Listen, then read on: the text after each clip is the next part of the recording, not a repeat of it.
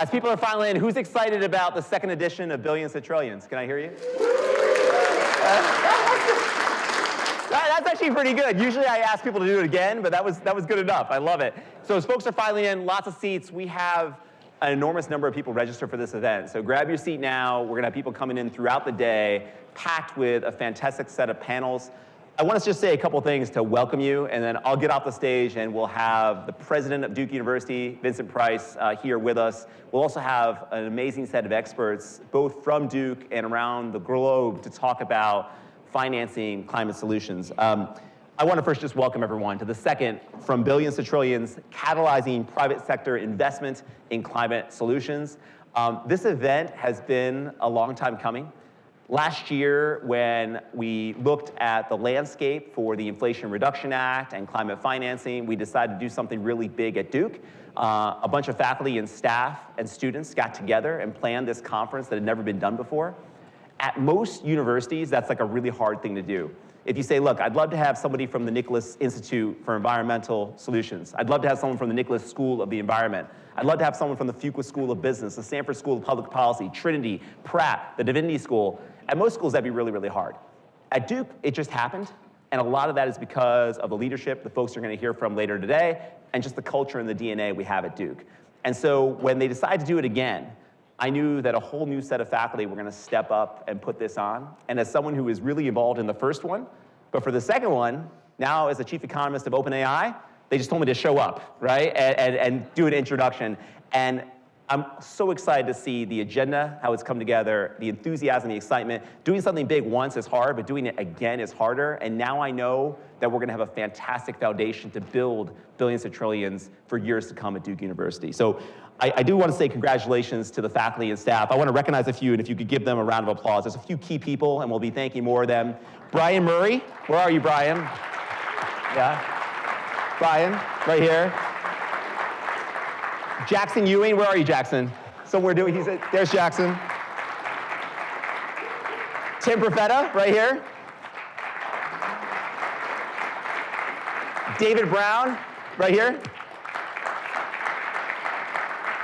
And David Hoffman as well, all the way back there. And I have to do this. I know these two will be thanked later, but I just can't not thank them for all the impact they've had on my life and this conference. Jen Edwards and Amber McComb, where are you two? Okay.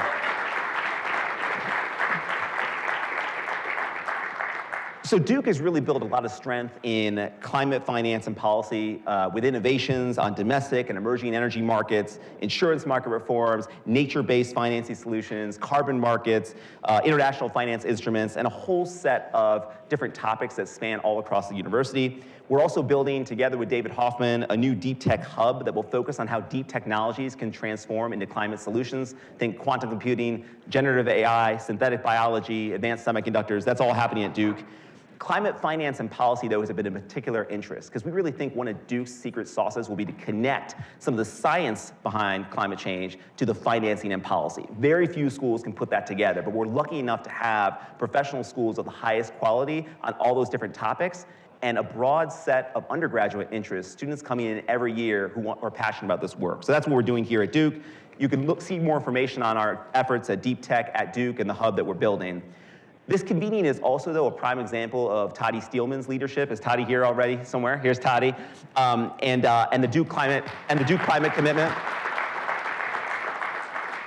Toddy runs all of our climate work as the vice provost for climate here at Duke. It's a very unique position. They don't have it at most schools. Toddy may be among the first, I think, in that role across universities. The reason we have that position is not for someone to give top-down instructions. That's not the way universities work, but for someone to coordinate and inspire, and that's what Toddy's been doing for us, and the climate commitment is another reason we're here today. But I do think we should recognize the leadership at the top of the university. Again, being a president of a university, especially in times like these, is really difficult. And presidents of universities, especially speaking as a faculty member, we can be kind of hard to lead, right? And we have our own interests, we want to do our own thing. But a great leader is someone who says, look, tell me what you want to do, and I'll make it happen. Or better yet, I'll get things out of your way so you can do it yourself. And I have to say that the person I'm going to introduce has done that for me. He's done that for many other people in the audience today, and has been a fantastic leader since 2017 for Duke University. It's my pleasure to introduce President Price. Vincent Price is the 10th president of Duke University. He's also the Walter Hines Page Professor of Public Policy and Political Science in the Stanford School of Public Policy and the Trinity College of Arts and Sciences. He's a leading global expert before he became administrator on public opinion, social influence, and political communication. He was the editor-in-chief of a really important journal called Public Opinion Quarterly, which is a leading one in his field. President Price, when he came to Duke in 2017, he's just been on a roll. Since his arrival, he's developed a really strategic vision, and I say that as a faculty member who's been in meetings with him, talked to him about the vision, and actually understands the vision. A lot of people set visions and people don't understand it in the rank and file. This is different.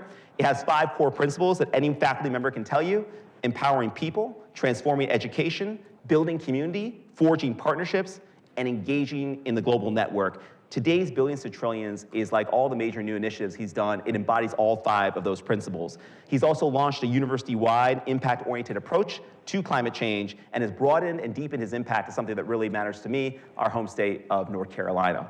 So with that, I want to introduce President Price. Thanks very much. Come on. Yep. Thank you so much, Ronnie, and good morning, everybody. Thank you for being here. I'm delighted to welcome you to Duke University for today's Billions to Trillions Summit, focused, as you can see, on catalyzing private investment in climate solutions. And as the name of this program implies, decarbonizing the global economy and increasing climate resilience worldwide will require trillions of dollars of investment, largely from the private sector. Last year's Billions to Trillions Summit here at Duke, as Ronnie said, focused on the Inflation Reduction Act as a catalyst for private climate investment in the United States. Today's program will build on that discussion of financing domestic decarbonization and resilience with attention to federal policy changes in this space, and recognizing that these actions require global collaboration that crosses both sectors and borders. Today's summit will expand the conversation to consider the challenges and the opportunities of global climate finance and policy. In order to deploy private sector capital at this truly global scale, we will first need to develop solutions to the persistent frictions in energy transition by answering a variety of questions about the energy market, including how can we better assess and manage prevailing market and technological risks? How can policymakers create mechanisms to incentivize investment in clean energy solutions? And how can we align firms and investors' potentially short-term objectives with the longer horizon of climate change? Advancing climate finance will require multidisciplinary expertise in capital markets, in climate science, technology, and policy.